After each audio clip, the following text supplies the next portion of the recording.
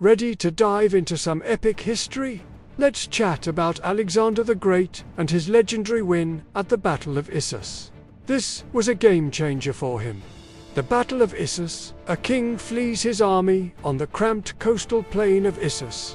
Alexander the Great, though outmaneuvered and outnumbered, faced Darius III in their first epic confrontation. The battle that unfolded would be a testament to Macedonian discipline, Alexander's tactical genius, his personal valor, and a devastating display of what happens when a king loses his nerve and abandons his army. The Battle of Issus, fought in November of 333 BCE, was a pivotal moment in Alexander's conquest of the Persian Empire. Darius III, having successfully maneuvered his massive army into Alexander's rear, had chosen the battlefield. A narrow coastal plain near the Panaris River, hemmed in by mountains to the east and the Gulf of Issus to the west. This terrain, however, would prove to be a fatal miscalculation for the Persians, as it largely negated their numerical superiority and played directly into the hands of Alexander's smaller, more agile, and highly disciplined force. As dawn broke, both armies prepared for the confrontation. Darius deployed his forces on the north bank of the Panaris River, in the center of his line, directly opposite where he expected Alexander to be. He placed his best infantry, thousands of Greek mercenary hoplites, flanked by his Persian heavy infantry. The cards as these were arrayed in great depth due to the narrowness of the field. On his right wing, stretching towards the sea, Darius massed his formidable Persian heavy cavalry under the command of Nabazans, intending to punch through Alexander's left. On his left wing, towards the foothills of the Amanus Mountains, he positioned lighter cavalry and infantry, including a detachment of archers and slingers, sent further up the slopes to try and outflank Alexander's right. Darius himself, in his magnificent war chariot, took his traditional post in the center, behind his Greek mercenaries, surrounded by his royal kinsmen and the elite apple-bearer guards. The sheer number of Persian troops, perhaps well over 100,000, was visually intimidating, but they were dangerously constricted. Alexander, having marched north to meet Darius, deployed his army, numbering around 40,000, with meticulous care. He took personal command of the right wing, which would be his main striking force. Here he placed his elite companion cavalry, the hypaspists, his royal guard infantry, the Agrianian javelin men, and Macedonian archers. He observed the Persian flanking detachment in the foothills and extended his own right wing with light troops and cavalry to counter this threat, ensuring his flank was secure. The center of his line was composed of the 6 Syntagreta brigades of the Macedonian phalanx, the sarissa-wielding heavy infantry, commanded by experienced officers like Craterus, who held the leftmost phalanx units. The crucial left wing, facing the massed Persian heavy cavalry near the sea, was entrusted to It consisted of the superb Thessalian heavy cavalry, allied Greek horsemen, and Thracian light cavalry. Alexander gave Parmenion strict orders to hold this flank at all costs, to hug the coastline, and prevent a Persian breakthrough, effectively acting as the defensive anchor while Alexander delivered the decisive blow on the right. As Alexander advanced, he made careful adjustments to his formation, ensuring cohesion and responding to the enemy's deployment. The initial Macedonian advance was slow and deliberate, maintaining perfect order. When they came within range of Persian missiles, Alexander ordered the charge. He himself, at the head of the companion cavalry, led the assault on the Macedonian right. With a battle cry, they thundered across the Panaris River, which was steeper and more difficult to cross than the Granicus, and smashed into the Persian left wing composed of Cardaces and lighter Asian infantry. The impact was ferocious.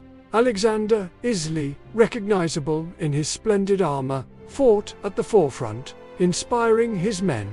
The Persian troops on this flank, though brave, were no match for the elite Macedonian horsemen and the supporting hypaspists. They quickly broke and fled in disarray.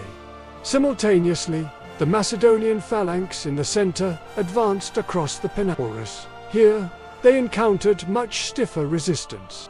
The Greek mercenaries in Darius's service, fighting for their pay and reputation, held their ground firmly on the steep northern bank of the river. A brutal struggle ensued, hoplite against phalangite, spear against sarissa. For a time, the Macedonian phalanx, particularly Craterus's divisions, struggled to gain a foothold and suffered casualties. On Alexander's left wing, Parmenian and the Thessalian cavalry faced an overwhelming onslaught from Nabuzan's Persian heavy cavalry. The Thessalians, renowned for their skill and courage, fought a brilliant and desperate defensive battle, giving ground slowly but refusing to break, fulfilling Alexander's crucial instruction to hold that flank. The decisive moment came from Alexander's successful charge on the right. Having shattered the Persian left wing, Alexander, in a display of superb tactical control and battlefield awareness, did not pursue the fleeing enemy far. Instead, he wheeled his victorious companion, cavalry and hypaspists, sharply to the left, striking with devastating force into the exposed flank and rear of Darius's Greek mercenaries, who were still locked in a bloody struggle with the Macedonian phalanx. This flank attack was too much for even the hardened Greek mercenaries. Attacked from the front by the phalanx, and now from the side by Alexander's elite cavalry and infantry, their line began to crumble. Darius III, observing the collapse of his left wing and seeing Alexander's forces driving relentlessly towards his position in the center, lost his nerve. Fearful of capture or death, the great king turned his war chariot and fled the battlefield, seeking safety in the rear.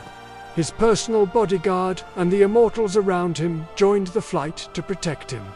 The sight of the great king abandoning his army had an immediate and catastrophic effect on Persian morale. As news of Darius's flight spread, the entire Persian army, already under immense pressure, dissolved into a chaotic rout.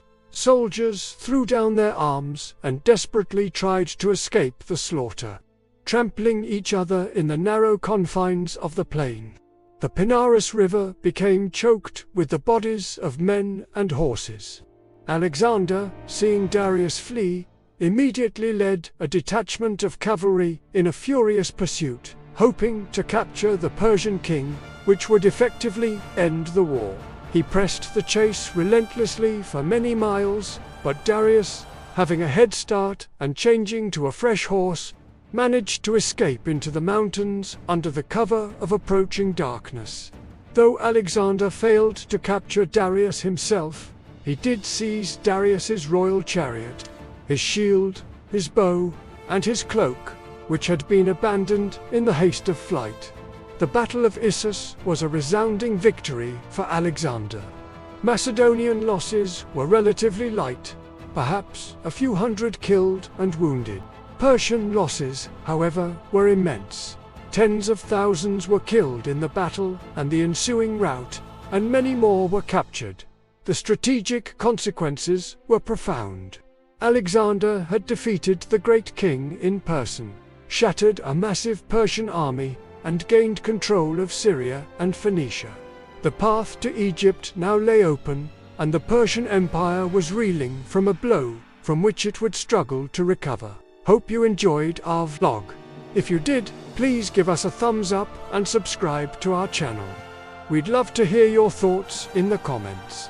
Stay blessed always.